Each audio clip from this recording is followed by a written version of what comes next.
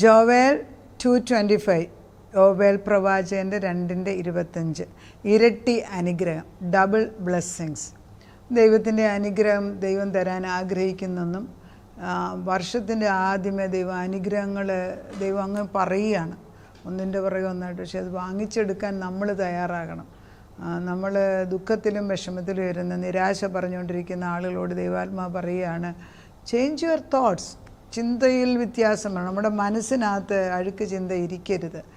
ഏത് പ്രയാസത്തിലും, ചിലപ്പോൾ പറയുമോ എൻ്റെ പ്രയാസം എനിക്ക് അറിയത്തില്ല, എല്ലാ പ്രയാസത്തിലും ഉത്തരം തരുന്നൊരു ദൈവമുണ്ട്. കർത്താവിൻ്റെ കയ്യിൽ സമർപ്പിക്കാൻ നമ്മൾ പഠിച്ചു കഴിയുമ്പോൾ നമുക്കൊരു ഉൾബലം വരും. ആ ഉൾബലം വരുമ്പം അതിന് വേണ്ടത് ദൈവമാണ് ചെയ്തു തരുന്നത്, നമ്മളല്ല. എപ്പോഴും എൻ്റെ കഴിവിലല്ലേ, എൻ്റെ ബലഹീനതയിൽ എന്ന് ചിന്തിച്ചു കഴിഞ്ഞാൽ ഒന്നും നടക്കില്ല. എൻ്റേതേ അല്ല, ഇത് ദൈവത്തിൻ്റെ ജീവിതമാണ് നമ്മൾ ജീവിക്കുന്നതെന്ന് പറയുമ്പോഴാണ് അടഞ്ഞ വാതിലുകൾ പലതും അങ്ങോട്ട് തുറന്നു തരികയാണ്. ജോവേൽ പ്രവാചകൻ 2:25 ഇങ്ങനെയാണ് വായിക്കുന്നത്. വളരെ പ്രധാനപ്പെട്ട അനുഗ്രഹമാണ് ഇത്. ആർക്കൊക്കെയോ നമ്മുടെ തലമുറകൾക്കുള്ള ദൂതാണ്, നമ്മളത് പ്രാപിച്ചെടുത്തിരിക്കുന്നു. അങ്ങനെ പറഞ്ഞിട്ടാണ് ഇത് അയക്കുന്നത്. ഞാൻ നിങ്ങളുടെ ഇടയിൽ അയച്ചിരിക്കുന്ന എൻ്റെ മഹാസൈന്യമായ വെട്ടുക്കിളിയും വിട്ടിലും തുള്ളനും പച്ചപ്പുഴുവും തിന്നുകളഞ്ഞ സംവത്സരങ്ങൾക്ക് വേണ്ടി ഞാൻ നിങ്ങൾക്ക് പകരം നൽകും. I will repay you for all what you have lost, what the locust have eaten, what the enemy has destroyed. നമ്മളുടെ അനുഗ്രഹം, നമ്മുടെ തലമുറകളുടെ അനുഗ്രഹം പ്രാപിച്ചെടുക്കുന്നതിന് മുൻപ് ദുഷ്ടൻ വന്നിട്ട് വഴി അടച്ചിട്ട് നമ്മുടെ കുഞ്ഞുങ്ങളുടെ അനുഗ്രഹം എടുത്ത് വല്ലവർക്കും കൊടുത്തിട്ടുണ്ടെങ്കിൽ മതി. That's it. I draw a line. ഇന്നതിനെ അടിച്ചു മാറ്റുകയാണ്, വര വരച്ച്.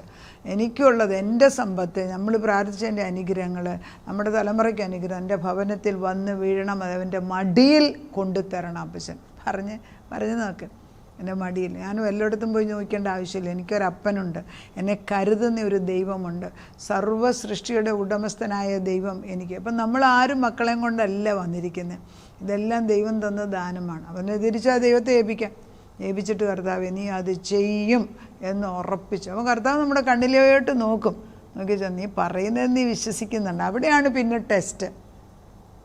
നമ്മൾ തന്നെ ആദ്യം പ്രാർത്ഥിച്ച് കുറച്ച് കഴിയുമ്പോൾ മാറ്റി പ്രാർത്ഥിക്കത്തില്ലേ? നമ്മൾ പിള്ളേരുടെ രോഗസൗഖ്യം എന്നിരിക്കട്ടെ, കുറച്ച് കഴിയുമ്പോൾ നമ്മൾ ആദ്യം പ്രാർത്ഥിക്കും, കർത്താവേ സൗഖ്യം കൊടുക്കണേ, സൗഖ്യം കൊടുക്കണേ, കള്ളുകൂടിയനായിരിക്കും നീയായിരിക്കുക. കുറച്ച് കഴിയുമ്പോൾ ഇവന് സൗഖ്യം കിട്ടി, കർത്താവ് സൗഖ്യം കൊടുത്തു കഴിഞ്ഞാൽ പിന്നെ അവൻ കള്ളു കുടിക്കാൻ പോകും. പിന്നെ രണ്ടാമത്തെ പ്രാവശ്യം വരുമ്പോൾ നമ്മൾ വീണ്ടും പ്രാർത്ഥിക്കും, കർത്താവേ അവന് സൗഖ്യം കൊടുക്കണേ. പക്ഷേ ഇപ്രാവശ്യം സൗഖ്യം കൊടുക്കുന്നതിന് മുമ്പേ നമ്മൾ പ്രാർത്ഥിക്കും അവൻ്റെ കള്ളുകൂടി മാറണേന്ന്.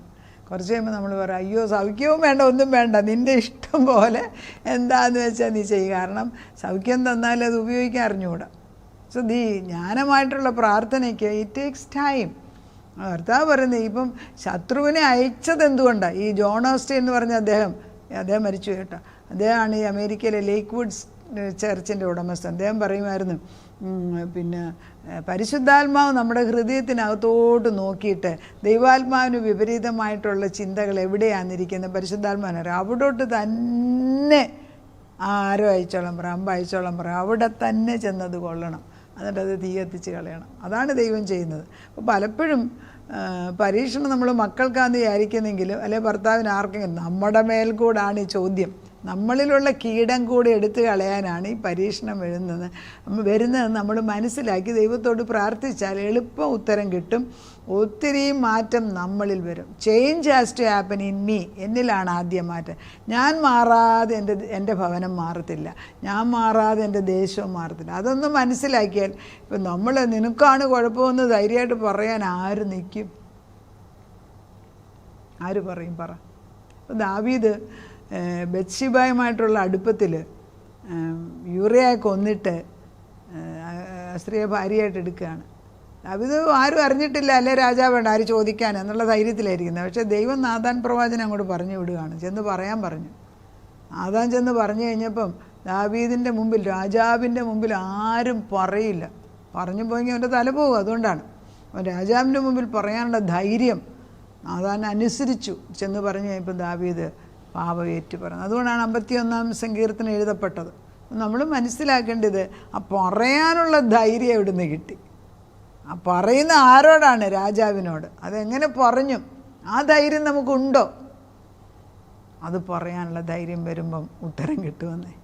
അത് ഇന്നലത്തെ പ്രാർത്ഥനയ്ക്ക് ഇന്നലെ ഒരിടത്ത് പ്രാർത്ഥനയ്ക്ക് പോയപ്പം അവരെ പ്രാർത്ഥിക്കാൻ ചെന്നത് മകൻ്റെ കള്ളുകൂടി മാറാൻ വേണ്ടിയാണ്. അവനെ വലിയ ശല്യം.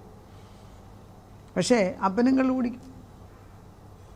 പക്ഷെ അപ്പൻ ദുഃഖിക്കുന്ന മകൻ്റെ കള്ളുകൂടിയാണ്. അപ്പം ഞാൻ കുറേ നേരം ഇരുന്ന് ആലോചിച്ച് കർത്താവിനോട് ചോദിച്ചു, എന്താ പറയേണ്ടേ കർത്താവേ, നീ എന്താണെന്ന് വെച്ചാൽ പറഞ്ഞു തന്നാൽ അത് ഞാൻ വിളിച്ചു. കർത്താവ് പറഞ്ഞു, മകനല്ല വിടുതൽ വേണ്ടേ, നിനക്ക് തന്നെ വിടുതൽ. മാറാൻ ധൈര്യം ഉണ്ടെങ്കിൽ ഇന്ന് മാറിക്കോണം. ഇന്ന് ലാസ്റ്റ് കോളാണ്. കർത്താവിന് മുമ്പിൽ അനുദപിച്ച് ഏറ്റു പറഞ്ഞ ഒക്കത്തുള്ള നിർബന്ധമായിട്ട് പറയാനുള്ള ആത്മധൈര്യം നമുക്ക് കിട്ടി. ഇതൊന്നും നമ്മുടേതല്ല. നമ്മൾ ദൈവത്തിന് വേണ്ടി നിൽക്കുമ്പം പരിശുദ്ധാത്മാവാണ് പറയിപ്പിക്കുന്നത്. പിന്നെ ഒരു സത്യം, പരിശുദ്ധാത്മാവാ പറയിപ്പിക്കുന്നതെങ്കിൽ പരിശുദ്ധാത്മാവ് ഉത്തരവും കണ്ടിട്ടുണ്ട്. അത് കഴിഞ്ഞ ദിവസം ഒരു കൊച്ച് എന്നോട്, നല്ല കൃപയുള്ള ഒരു കുട്ടിയാണ്. അപ്പോൾ ആ കുട്ടി പല ചോദ്യങ്ങൾ ചോദിക്കും. അപ്പോൾ ഉത്തരം ആ കൊച്ചെന്നോട് ഒരു പത്യം പറഞ്ഞു, എല്ലാ വിഷയം എടുത്ത് പ്രാർത്ഥിക്കുമ്പോഴെല്ലാം എനിക്ക് വലിയ അസുഖമാണ്, പക്ഷെ പരിശുദ്ധാത്മാവ് ചില വിഷയങ്ങളെടുത്ത് പ്രാർത്ഥിക്കാൻ പറയുമ്പോൾ എനിക്ക് ക്ഷീണമില്ല. That's absolutely true. എല്ലാ വിഷയം എടുത്ത് പ്രാർത്ഥിക്കാൻ നിന്നോട് ആര് പറഞ്ഞു? ദിസ് എ ക്വസ്റ്റ്യൻ ഈസ്, എല്ലാ വിഷയം എടുത്ത് പ്രാർത്ഥിക്കാൻ നിന്നോട് ആര് പറഞ്ഞു? ഞാൻ പറഞ്ഞോ? യേശു ചോദിക്കുകയാണ്. ഞാൻ പറഞ്ഞു, ഇല്ലല്ലോ. ഞാൻ ചില വിഷയങ്ങൾ നിന്നോട് പറയുന്ന അതിന് ഞാൻ ഉത്തരം കൊടുക്കാൻ തയ്യാറായിട്ട് ഞാൻ നിന്നെ കൊണ്ടൊന്ന് പ്രാർത്ഥിപ്പിച്ചെന്നേ ഉള്ളൂ. അപ്പം നമുക്ക് പിന്നെ അതിനകത്ത് ടെൻഷനും പിന്നെ അസുഖവും സ്ട്രെസ്സും ഒന്നും വരണ്ട. അതും മനസ്സിലാക്കുന്നില്ല. അതുകൊണ്ടാണ് നമ്മൾ ഈ കിടന്നുകൊണ്ട് ആവലാതിപ്പെടുന്നത്. പക്ഷെ ദൈവം പറഞ്ഞിട്ടാണ്, കർത്താവ് പറഞ്ഞ് വിട്ടിടത്താണ് ഞാൻ ചെന്നിരിക്കുന്നത്. ആ കറക്റ്റ് ടൈമിൽ എന്നെ അയച്ചത് ദൈവത്തിൻ്റെ ദൂതനായിട്ട് അയച്ചെങ്കിൽ, അല്ലെങ്കിൽ ദൂത് പറയുന്ന ആളായിട്ട് നമുക്കെന്ത് ക്രെഡിറ്റ്. ദൈവം എന്നെ വിശ്വസിച്ച് ഞാൻ പോയി വേലക്കാരൻ്റെ ജോലി ചെയ്ത് തിരിച്ചു വന്നെന്ന് പറയുമ്പം ഇത് നമ്മളെ ഹേമിക്കത്തില്ല. പക്ഷേ പലപ്പോഴും നമ്മൾ പറയും എൻ്റെ പ്രാർത്ഥനയെന്ന്. ഇല്ലേ എൻ്റെ പ്രാർത്ഥന വീട്ടിൽ പറയത്തില്ലേ, എൻ്റെ പ്രാർത്ഥന മക്കളോട് പറയത്തില്ലേ, ഭർത്താവിനോട് പറയത്തില്ലേ. ഇതൊക്കെ ഈ ഫ്രേസിയോളജി, അതായത് ഇതെല്ലാം മാറ്റാൻ പരിശുദ്ധാത്മാവ് വരണം. കർത്താവിൻ്റെ ആത്മാവിൽ ഇത് മാറിക്കൊണ്ടിരിക്കും. കർത്താവ് പറയുന്നത് ആത്മാവിൽ ബലപ്പെടുവീൻ. പരിശുദ്ധാത്മാവ് ബലപ്പെടണം. കർത്താവിൻ്റെ ആത്മാവ്, ദൈവം തമ്പുരാൻ തന്നെയാണ് നമ്മളെ ശത്രുവിൻ്റെ കയ്യിലോട്ട് ഏൽപ്പിച്ചെങ്കിൽ ദൈവം അതിന് പരിഹാരം. എന്നിട്ട് അത് കഴിഞ്ഞിട്ട് പിന്നെ അങ്ങ് അനുഗ്രഹം. പിന്നെ അങ്ങ് ഈ അടിച്ചു കഴിഞ്ഞ് വെച്ച് കള്ള് അടിച്ചേച്ച് എല്ലാം തല്ലി പൊട്ടിച്ച് കഴിഞ്ഞ് പിറ്റേ ദിവസം സാരി വാങ്ങിച്ചു കൊടുക്കുന്ന പോലെ തന്നെയാണ് ദൈവത്തിൻ്റെ സ്നേഹം. പിന്നെ അങ്ങ് ഒഴുകലാണ്. നിങ്ങൾ വേണ്ടുവോളം തിന്ന് തൃപ്തരായി നിങ്ങളോട് അത്ഭുതമായി പ്രവർത്തിച്ചിരിക്കുന്ന നിങ്ങളുടെ ദൈവമായ യഹോവയുടെ നാമത്തെ സ്തുതിക്കും. എൻ്റെ ജനം ഒരു നാളും ലജ്ജിച്ചു പോകുകയില്ല. ഞാൻ ഇസ്രായേലിൻ്റെ നടുവിലുണ്ട്. ഞാൻ നിങ്ങളുടെ ദൈവമായ യഹോവ, മറ്റൊരുത്തനുമില്ല എന്ന് നിങ്ങളറിയും. എൻ്റെ ജനം ഒരു നാളും ലജ്ജിച്ചു പോകുകയില്ല. എന്തൊരു വാഗ്ദത്തമല്ലേ. അല്പകാലം ദേഷ്യപ്പെട്ട് കഴിഞ്ഞ് വെച്ചാൽ പിന്നെ ദൈവം അങ്ങ് ചൊരിഞ്ഞ് തരുന്ന. കർത്താവ് പറയുന്നുണ്ട്, നിങ്ങളുടെ മുടുക്കൊണ്ടൊന്നുമില്ല, എനിക്കിങ്ങനെ ദേഷ്യപ്പെട്ട് ഒത്തിരി നാൾ ഇരിക്കാനൊക്കത്തില്ല. അതുകൊണ്ട് ഞാനങ്ങ് പിന്നെ കുറച്ച് നാൾ മിണ്ടായിരുന്നു വെച്ച് പിന്നെ ഞാനങ്ങ് അനുഗ്രഹിക്കുക. ചൊവ്വുള്ളവർ ചൊവ്വ ആകട്ടെ. അതിൽ കുറച്ച് പേരെങ്കിലും ചൊവ്വ ആകും, ഷുവറാണ്, വിളിയുള്ളവൻ. അത് കഴിഞ്ഞിട്ടാണ് ഈ യോവേൽ പ്രവാചകനിലെ വാഗ്ദത്തം. പിന്നെ അത് നിറവേറിക്കഴിഞ്ഞു. യോവേൽ പറയുന്നത്, അതിനുശേഷമോ എന്തെല്ലാം അനുഗ്രഹിച്ച ശേഷമോ ഞാൻ സകല ചേട്ടത്തിൻ്റെ മേലും എൻ്റെ ആത്മാവിനെ പകരും. നിങ്ങളുടെ പുത്രന്മാരും പുത്രിമാരും പ്രവചിക്കും, നിങ്ങളുടെ വൃദ്ധന്മാർ സ്വപ്നങ്ങളെ കാണും, നിങ്ങളുടെ യൗവനക്കാർ ദർശനങ്ങളെ ദർശിക്കും. ദാസന്മാരുടെ മേലും ദാസിമാരുടെ മേലും ഞാൻ ആ നാളിൽ എൻ്റെ ആത്മാവിനെ പകരും. അത്യാവശ്യമല്ലേ ഇതൊക്കെ? മക്കളിൽ വ്യത്യാസം വരണം. അപ്പനമ്മമാരിലെ, പ്രായമുള്ളവരിലെ, ജോലിക്കാരുടെ വിശ്വാസം വേണം. കാരണം നമുക്കൊക്കെ സ്ഥലങ്ങളുണ്ട്, പക്ഷേ ജോലിക്ക് ഒരാളെ വിശ്വസ്തരെ കിട്ടത്തില്ല. വെറുതെ കാശിറക്കുക എന്നാൽ ഒരു പ്രതിഫലം ഇങ്ങോട്ട് കിട്ടത്തില്ല. എന്തിനാ ചെയ്യുന്നതെന്ന് പലപ്പോഴും ചിന്തിച്ചിട്ടുണ്ട്. പിന്നെ ദൈവം തന്ന ഭൂമി നഷ്ടപ്പെടല്ലോ എന്ന് വിചാരിച്ച് നമ്മൾ പ്രയത്നിക്കുകയാണ്. ഒരു കാലത്ത് ഇപ്പം പറയുന്നു, നിൻ്റെ ജോലിക്കാരുടെ മേൽപ്പേലും എൻ്റെ ആത്മാവിനെ പകരം. ഇതിപ്പോഴാണ് നമുക്ക് തൊള്ളിക്കൊള്ളുന്നത്. ശരി അപ്പം പിന്നെ വിശ്വസ്തരെ തരാൻ സമയമായി. ഇതൊക്കെ ദൈവമല്ലേ ഓർക്കസ്ട്രേറ്റ് ചെയ്യുന്നത്, ദൈവമല്ലേ നടത്തി തരുന്നത്. എന്താണ് എല്ലാം എൻ്റെ കഴിവാന്നും പറഞ്ഞുകൊണ്ടിരിക്കുന്നതിന് നമ്മൾ ദൈവത്തിന് എതിരായിട്ട് നിൽക്കാതെ അനുകൂലമായി മാറുക. കർത്താവ് പറയുന്നത്, എന്നാൽ യഹോവയുടെ നാമം വിളിച്ചപേക്ഷിക്കുന്ന ഏവനും രക്ഷിക്കപ്പെടും. യഹോവ അരുളി ചെയ്തതുപോലെ സിയോൻ പർവ്വതത്തിൽ യെരൂശലേമിൽ ഒരു രക്ഷിത ഗണവും ശേഷിച്ചിരിക്കുന്നവരുടെ കൂട്ടത്തിൽ യഹോവ വിളിപ്പാനുള്ളവരും ഉണ്ടാകും. ഒരു രക്ഷിത ഗണത്തിൽപ്പെടുന്ന തരത്തിൽ നമ്മളും വന്നു. പരിശുദ്ധാത്മാവ് അപ്പോസ്തലപ്രവൃത്തി 2-ാം അധ്യായപ്പോൾ പരിശുദ്ധാത്മാവ് തീ പോലെ ഇറങ്ങി വന്ന് 120 പേരുടെ മേൽ അന്ന് മർക്കോസിൻ്റെ മാളികയിലിരുന്ന് അന്ന് ചൊരിഞ്ഞ പരിശുദ്ധാത്മാവിൻ്റെ ഒഴുക്ക് ഇന്ന് നിന്നിട്ടില്ല.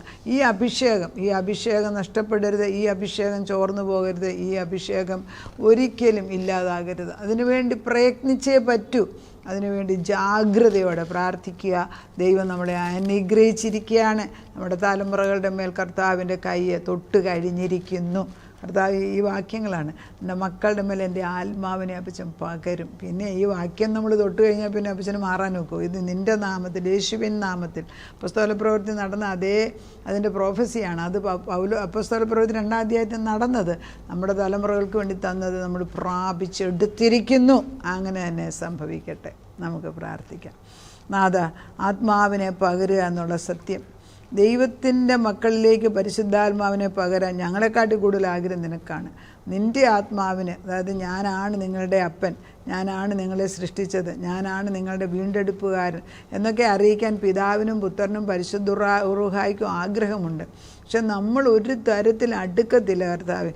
ചെറുപ്പക്കാർ ഒരു തരത്തിൽ അങ്ങോട്ട് അടുക്കുന്നില്ല. പക്ഷെ ദൈവത്തിൻ്റെ സന്നിധിയിൽ ഈ വിഷയം കൊണ്ട് വെക്കുമ്പം അപ്പോൾ ഇതിൻ്റെ പൊരുളുകൾ തിരിച്ചു തന്ന് വെളിച്ചമയച്ച് അനേക മക്കളെ വെളിച്ചത്തിലേക്ക് കൊണ്ടുവന്ന് നിൻ്റെ ആത്മാവിനെ കൊണ്ട് പകരുന്നതിനും നിറഞ്ഞു തുളുമ്പുന്ന അഭിഷേകത്താൽ ഞങ്ങളുടെ കുഞ്ഞുങ്ങൾ സന്തോഷിച്ച് തിരിച്ചു വരുന്ന ഞങ്ങൾ കാണുന്നു. കർത്താവേ, നീ അത് ചെയ്യുന്നതിന് ജയത്തിൻ്റെ കൊടി അവിടെ ഉയർത്തിയിരിക്കുന്നു. നിൻ്റെ കൊടി നോക്കിക്കൊണ്ട് അവർ നടക്കാൻ തുടങ്ങിയിരിക്കുന്നു. ആ ജയത്തിൻ്റെ കൊടി കണ്ട് ആർപ്പോടെ കർത്താവിനെ സ്തുതിച്ചുകൊണ്ട് കയറി വരുന്ന മക്കളെ കാണുമ്പം എങ്ങനെ സ്തുതിക്കാതിരിക്കും അപ്പച്ച? എല്ലാം നിൻ്റേതായി മാറിക്കഴിയുമ്പോൾ നിൻ്റെ മക്കളെ തിരിച്ചു കൊണ്ടുവരേണ്ട ജോലി അപ്പച്ചൻ്റേതാണ്. അപ്പച്ചൻ അത് ഏറ്റെടുത്തിരിക്കുന്നതിനാൽ സ്തോത്രം. ജയത്തിൻ്റെ ആഘോഷം നീതിമാന്മാരുടെ ഭവനത്തിൽ ഇതാ വന്നിരിക്കുന്നു. അങ്ങനെ ഞങ്ങൾ കർത്താവിൽ അനുഗ്രഹിക്കപ്പെട്ട കുടുംബമാക്കി ഞങ്ങളെ എല്ലാവരും മാറ്റിയതിന് നന്ദി. യേശു ക്രിസ്തുവിൻ്റെ പൊന്നുനാമത്തിൽ തന്നെ ആമേൻ.